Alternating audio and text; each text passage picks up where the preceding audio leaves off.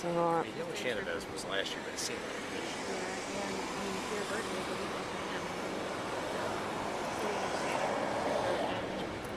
Bailey from like North at ISP, Smith, Tell City.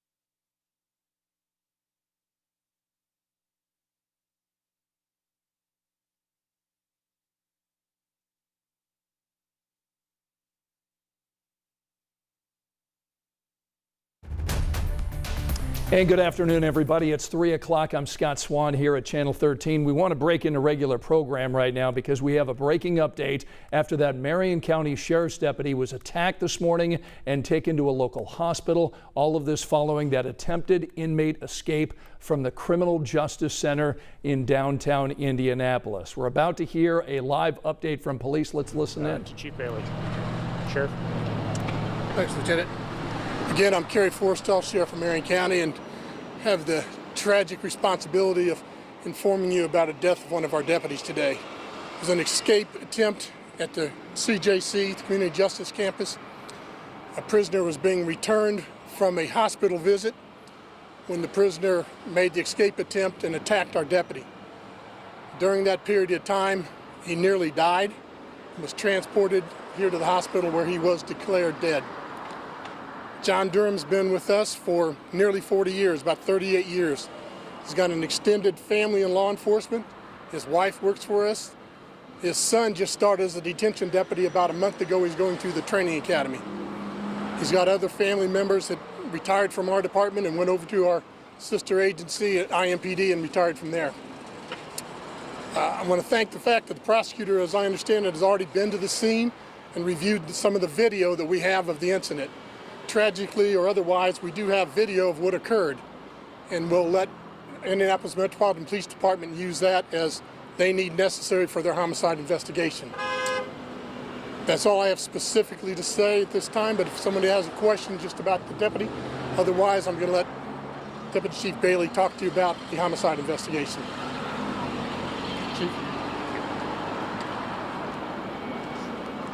Another tragic day for our community. Law enforcement generally, our condolences. Chief Taylor's condolences go out to the Durham family and the deputy who lost his life today serving this community.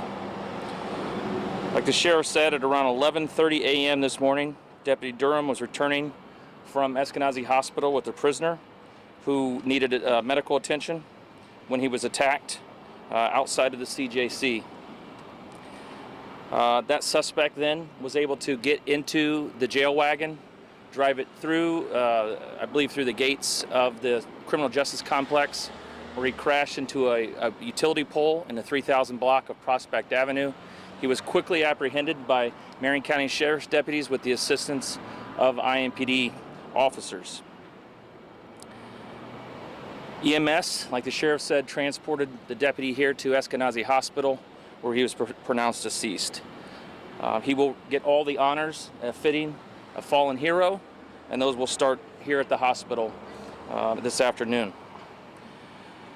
The suspect received minor injuries and was transported also to Eskenazi Hospital, and he will be released to a jail at some point in the near future. His name will be released at some point in the near future. I just don't think this is the appropriate place because all of our attention needs to be on Deputy Durham and not the person that we believe is responsible for this act. I want to make something clear. The investigation to this point shows clearly that this was an intentional act of homicide and will be investigated as such. Our critical incident response team is investigating this case. Marion County Prosecutor's Office is on scene. Marion County Sheriff's Office will do their own internal look at the events, and then the case will be turned over to the Marion County Prosecutor, who will make a final charging decision. That's what we know right now preliminarily. I'm not going to go into the details of the assault or type of assault today. Wouldn't be appropriate at this time. That information will be coming out in the near future as this is an ongoing and active investigation. Thank you.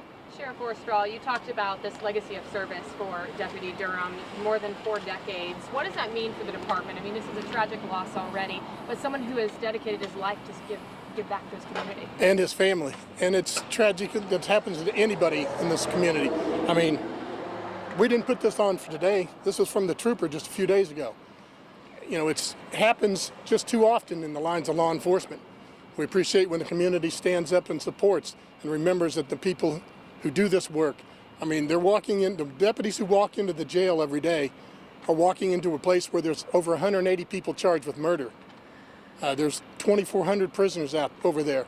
And a lot of them think that they want to escape, and some of them take the extreme measures like this guy did today, which isn't his first alleged violent act in this community. So we'll remember that he should be held accountable in court. What do you want people to remember about Deputy Durham? John's just a good guy. He really was. I mean, he's 38 years. You can't give that much law enforcement to your community and not have meant something. And to pass it on to his family and to his brothers, I mean, there's law enforcement all across his family. Have you talked with the family yet? What was your message to them? I did. Needless to say, they're in shock.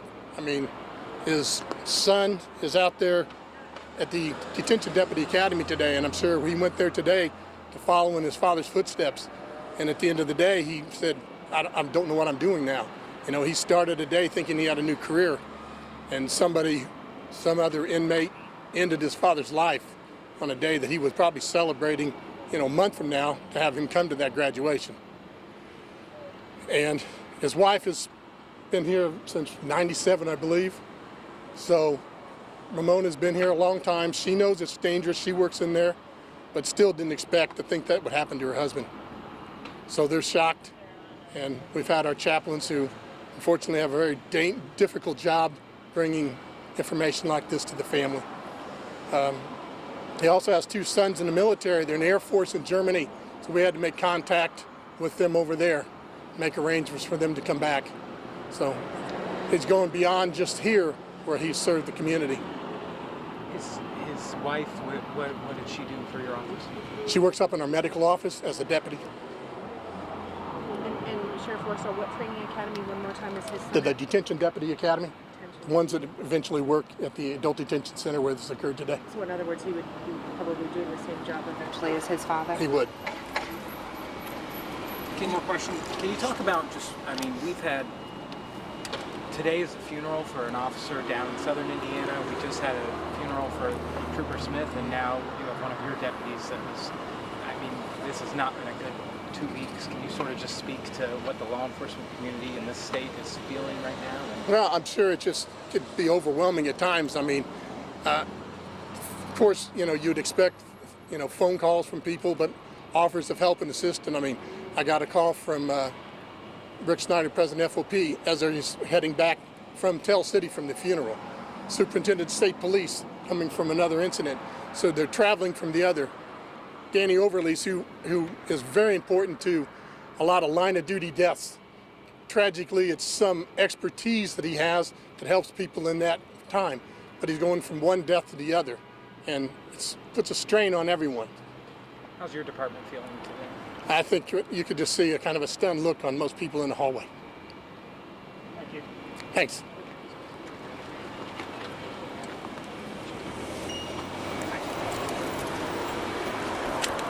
And so You heard Marion County Sheriff Carrie Forrestal talking about what a tragic day this is for the Marion County Sheriff's Department and law enforcement in general after losing longtime Sheriff's Deputy John Durham, a veteran of the Sheriff's Department, 38 years. And really a legacy of service from the Durham family. Deputy Durham's wife also working in the Sheriff's Department, in the medical department, and his son right now, you heard Sheriff Forrestal say, his son right now is at the Adult Detention Academy training to follow in his father's footsteps. And deputies had to go there today and tell this young man that his father had passed away after being attacked by this inmate. We're also hearing that John Durham, Deputy Durham, has 2 sons serving in the military in Germany. And of course, this comes just after a very, very difficult 2 weeks for law enforcement. On Friday, Indiana State Trooper Aaron Smith was laid to rest after being killed in the line of duty about a week and a half ago. And then today is the funeral for that Tell City police officer who is being laid to rest after being shot by a suspect. And IMPD Deputy Chief Bailey saying this is happening far too often to law enforcement in this community, in this state. And here we have another law enforcement agency grappling with a tragic death. Scott?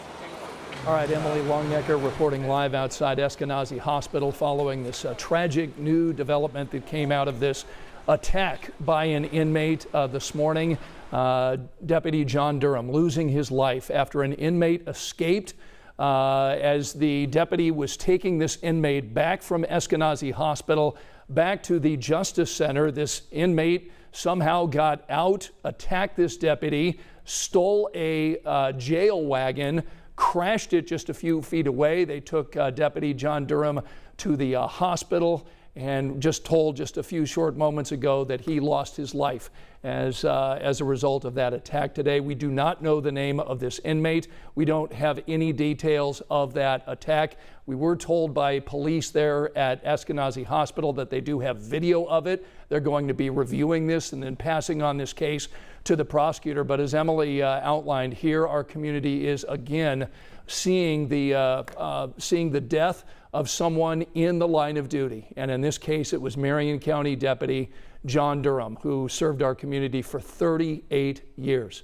This is a story we're going to be covering throughout the afternoon here on Channel 13. We've got crews at Eskenazi Hospital, crews at the Justice Center today, talking to authorities, learning more about this case. We're going to be updating all of our social media platforms throughout the afternoon. We'll have comprehensive team coverage for you when we see you beginning on 13 News at 5 o'clock. Let's get you back to regular programming.